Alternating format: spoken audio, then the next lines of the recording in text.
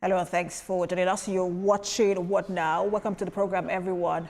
I am Precious Amayo. We start off from the UK, where unmarked police vehicles have been arriving at the Royal Lodge to continue the search of Andrew Mountbatten-Windsor's former home.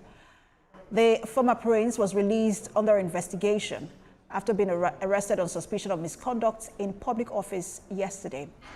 Mountbatten-Windsor was seen last night returning to Sandringham Estate, where he now lives. The king, who was not told of the arrest in advance, released a statement saying the law must take its course.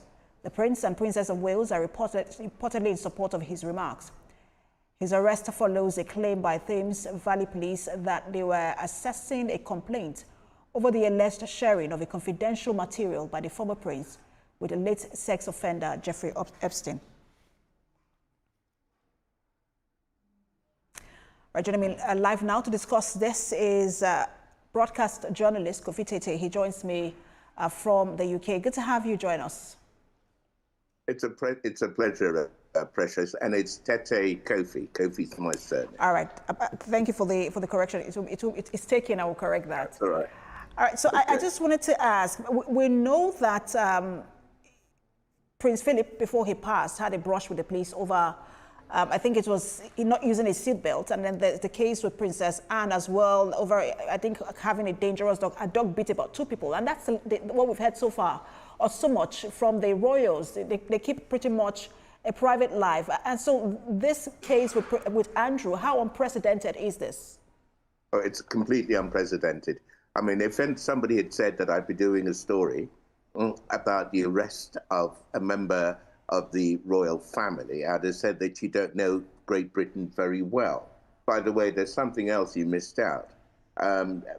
Princess Anne, in her youthful days, was quite a driver.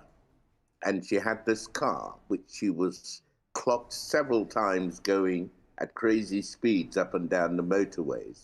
But again, hijinks, a young princess, that is the extent of scandal we saw with the royal family. Nothing close to this. And the allegation is of misconduct in public office. Explain to us about the weightiness of this allegation and how complicated an offense it is. Well, misconduct in public office means that you have either used your power or used information in a way that's appropriate. That's inappropriate. And also, if you're talking about information, you would be looking typically at things which are considered more or less state secrets or assets of the nation. So if you have been inappropriate in misconduct in public office, then it means that you would have it suggests that you might have let slip information which were privileged assets of the state. That's a very, very serious offense, because these could be secrets of state. These could be assets which, in the wrong hands, could be used severely against the United Kingdom. And what makes things worse, I would say, in this case, is that Jeffrey Epstein was not only known as a convicted paedophile, but he was a person with long tentacles reaching into other countries. In fact, he is suspected to have been an agent, an intelligence agent for a foreign power, or more than one foreign power. And so when this sort of thing happens, it is a calamity. Mm. Andrew's involvement or allegations of involvement seems to be going deeper and deeper. By the moment, it started with very little information, and now it seems to be getting bigger and bigger to the point where he has now been arrested. Is this a fall, from grace for the royal? Oh, it's massive. The irony is today is his 66th birthday. This is the worst kind of birthday present you'd expect.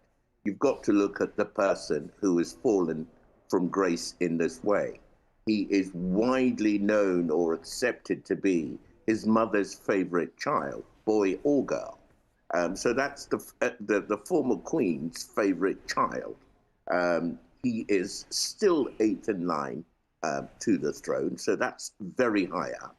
However, he's been stripped of all his titles and what the royals called defenested, which it's a French word. It literally means thrown out of the window, meaning that he has lost his royal status. That's a terrible, terrible affront. One other thing many people forget is that he was a Royal Navy officer with the rank of commander as a helicopter pilot. I mean, the Royal Navy won't take kindly to the idea that one of their commanders is passing information or inappropriately, allegedly using information which might fall into wrong hands. So on literally every level, this is a real catastrophe. Last thing I should say is that actually no royal has been arrested like this for 350 years. The last person it happened to was King Charles. So again, I mean, that's a first that you wouldn't want to have. This is totally unprecedented. And just to also say that the case with King Charles I, because, you know, irony is that there's another King Charles on the throne.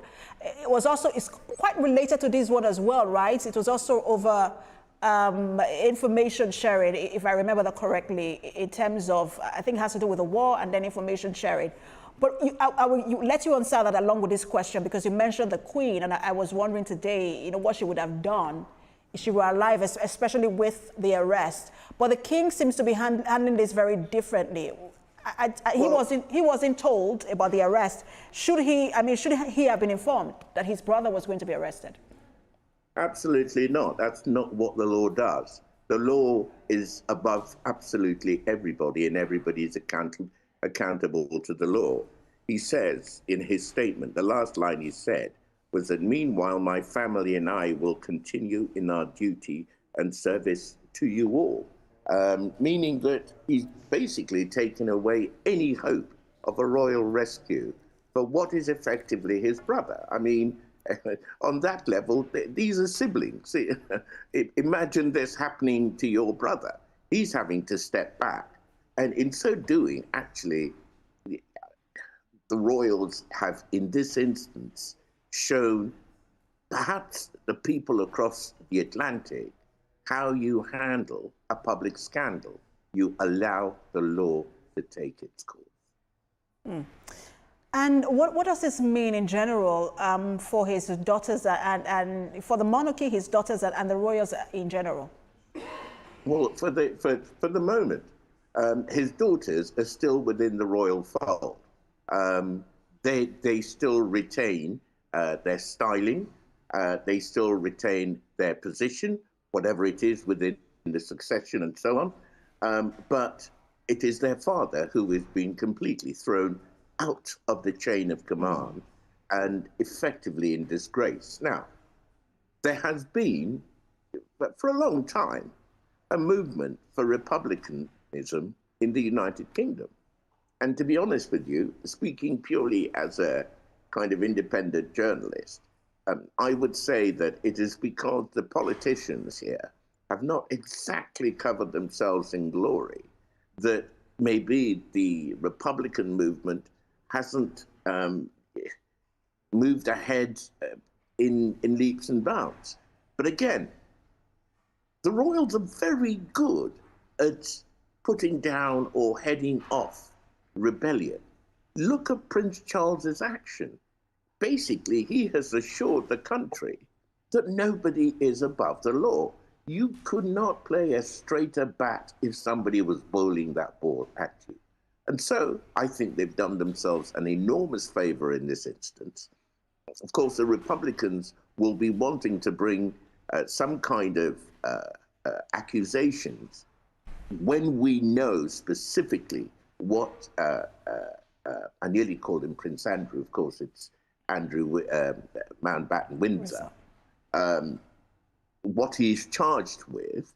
But for the moment, these are mumblings, and I think that British society is more shocked than anything, and nobody's thinking about what the next steps are going to be. They want to see how the story unfolds.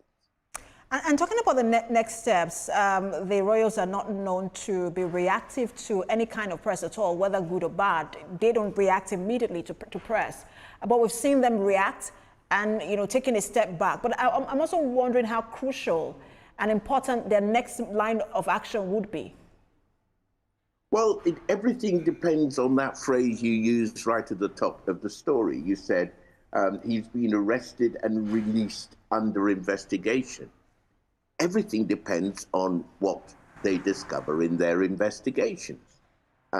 We know that Andrew at Mountbatten-Windsor was a trade delegate for the United Kingdom, a trade ambassador for the United Kingdom, for about 10 or 11 years.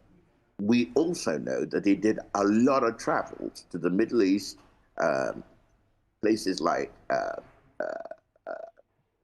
Tajikistan and others. And it's been rumored that he was actually quite effective in drumming up trade for his country. But everything depends on what information he has or hasn't passed to inappropriate people. If the information is sensitive, there's no way back from that. It will be a criminal indictment, and there will be consequences. He's not the only one either. I mean, Peter Mandelson, who was the High Commissioner to the USA, again, a very, very high-profile role. I mean, he went within minutes of the disclosure of his information without any police action. And of course, he is also now under investigation by the police. So this story is not going to go away. In fact, a question you might ask is whether the story here in the United Kingdom and its development will have consequences or impacts on the way the story unfolds with the Epstein files in the United States of America, because nothing has happened. Absolutely, and I was going to say that as well, that the UK seems to be handling this very differently. We've seen resignations within the Starmer administration just because of the appointment of Mandelson. But over in the other side of the Atlantic, in the US, not much has been done in terms of arrest or even further investigation. So the UK is handling this very differently. But back to Andrew Mountbatten-Windsor, you were talking about it depends on what is found, or how the investigation goes. But I am wondering whether there's even any way back for him at all into the royal family. Has he now, irrespective of how this goes, has he now been further alienated from the royal family? Oh, well, he absolutely has. I mean, he hasn't covered himself in glory. It's not just the fact of what he's done. It's the odium that he is invited onto the House of Windsor that is really, it's not what you would want. I mean, there are pictures of him in those Epstein files. Of course, nothing in that picture says he's committing a crime, but the look is just so toxic to the royal brand that there is no way back for him. He's been kicked out of his royal home. He's now living really on a grace and favor basis at the bequest of his brother at Sandringham. That's a Christmas home that the royals kind of retire to over Christmas and so on. He's certainly not going up. He can only go down.